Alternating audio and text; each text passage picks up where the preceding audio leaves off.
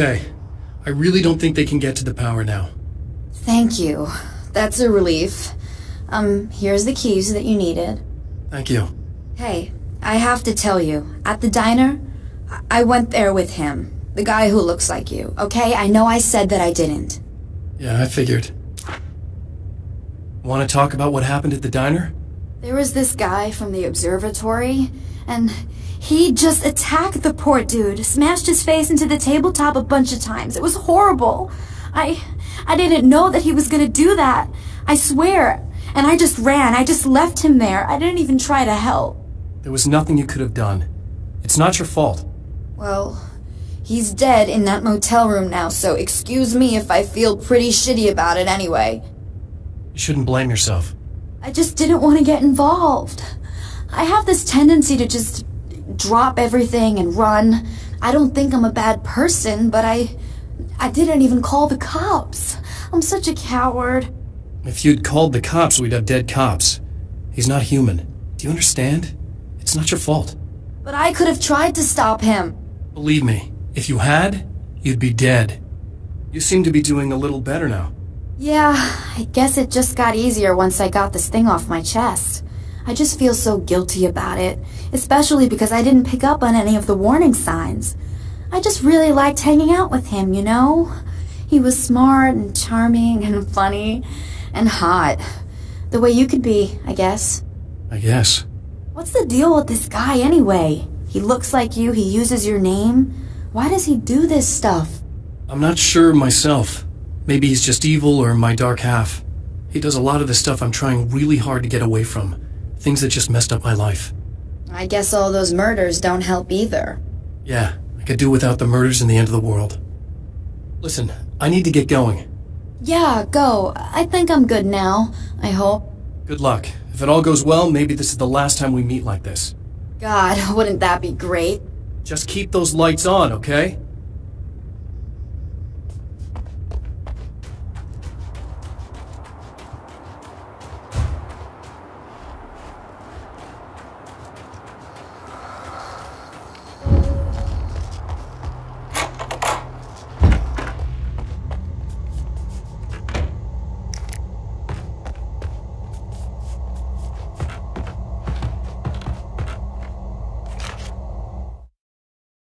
Alice and Barry, my wife and my best friend, are easily the two most important people in my life, and they've never really gotten along with each other. I suppose both of them resent the other's intrusions into what they considered their domain. After I was gone, they maintained an uneasy truce. My book stayed in print, still selling, the licensing machine churned away. She was my wife and controlled the intellectual property. He was my agent and took care of the business. I wish they found more common ground than that.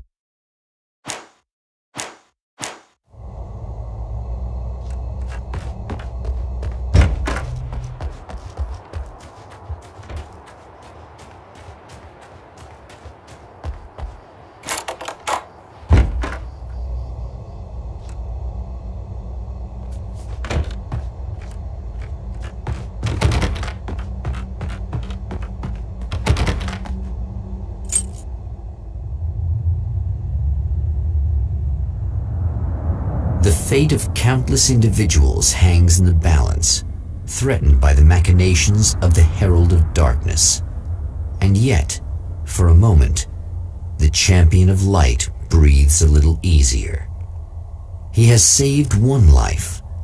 For this moment, it is enough. And soon, perhaps, he can put an end to this.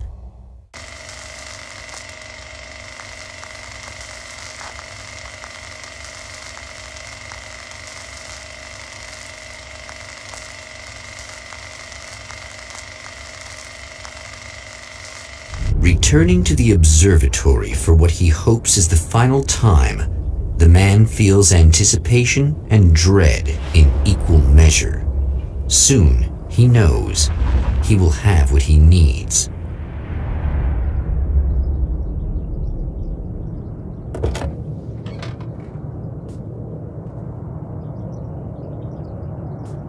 Hello, I was expecting you. I've already taken care of the imaging array, but you should still look into securing the primary coolant flow. With some luck, you may be able to light the area before these things even show up.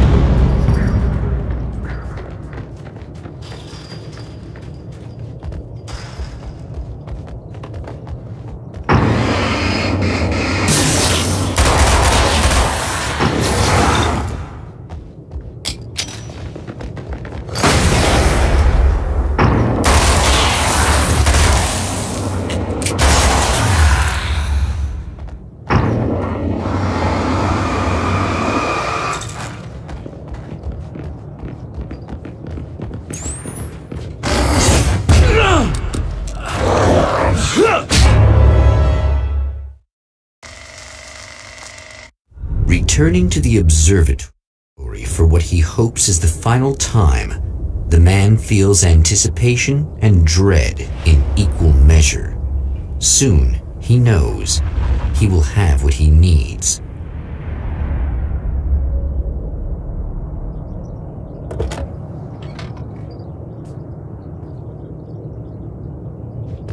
Hello, I was expecting you.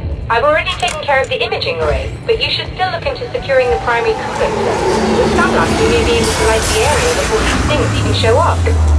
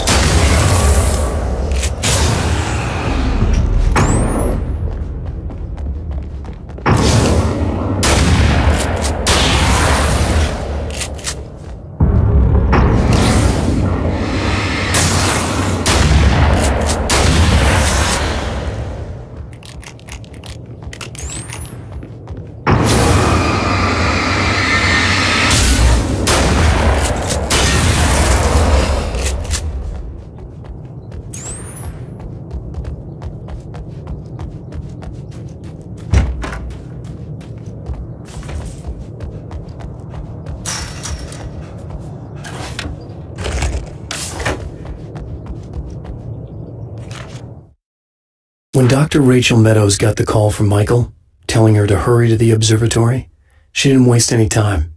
It had been a nice party. She'd had a good time, but her social life would always play second fiddle to the mysteries of space.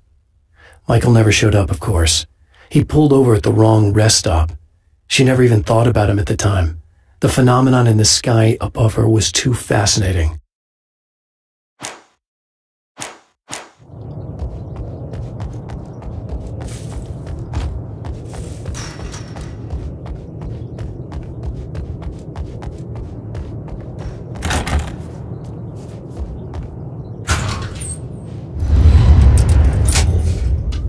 Very good. I believe we're ready to look into the sky. Right there, Doctor.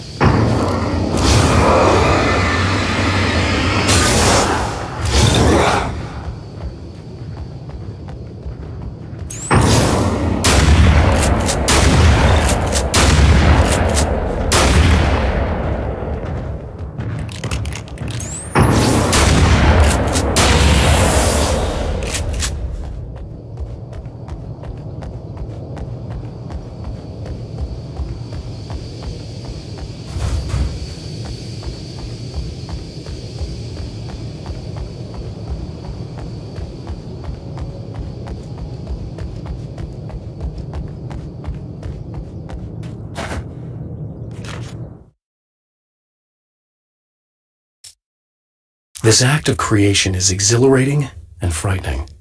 Subtext and symbols loom eager to take effect. Causality and consequence become domino chains that stretch into infinity. The more fundamental the change, the more unpredictable the variables become. Reality is too complex to control completely. Ordinary questions become meaningless.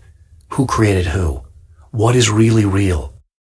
Everything is as real as everything else. You learn to let go of the things you can't control and go with the flow, or go insane. The film noir poster reminded me of Alex Casey, the detective's cool exterior never cracking even with the gun pointed in his face. In the back room, all the lights had been turned off, except for the lone spotlight which illuminated the bright red fire extinguisher on the wall.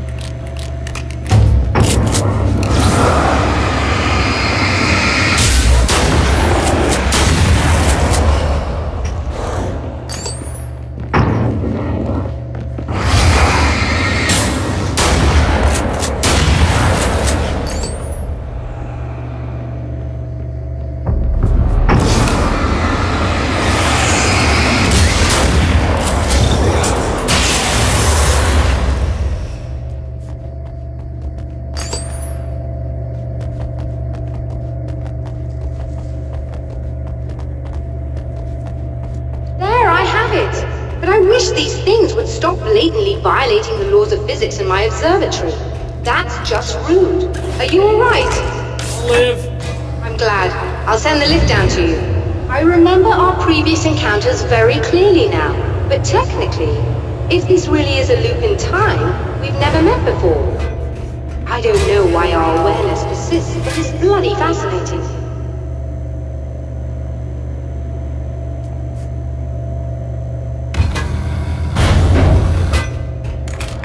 Doctor? You know, I know physicists who would give 15 years of their lives for a chance to experience something like this. I'd imagine that being stalked by horrible axe murderers would curb their enthusiasm a little. Clearly you've never met hardcore physicists. I'm glad you're in such good spirits, but... The signal! Yes, it's completed. Finally.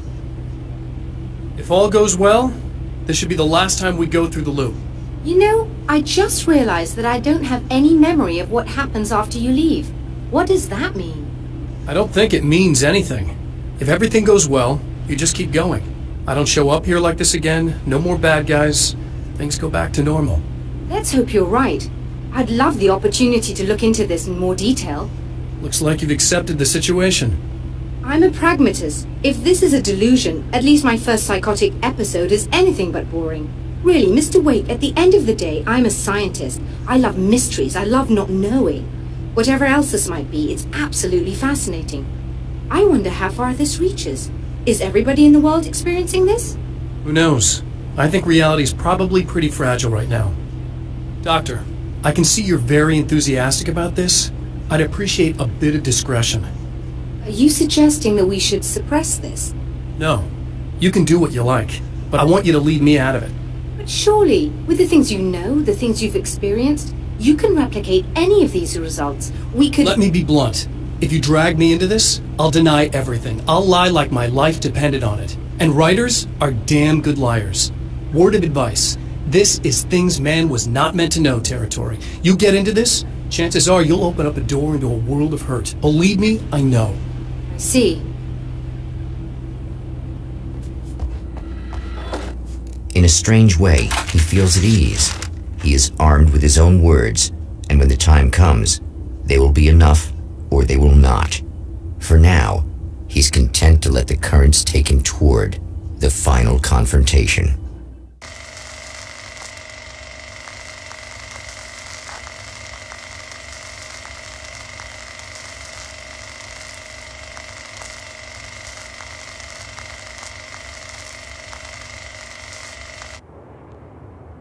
Once more, we return to the drive-in.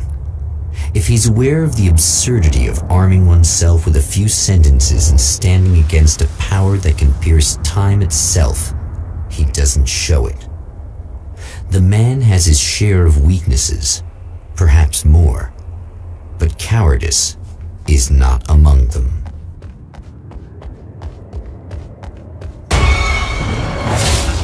Oh, you got yourself a little plan, do you?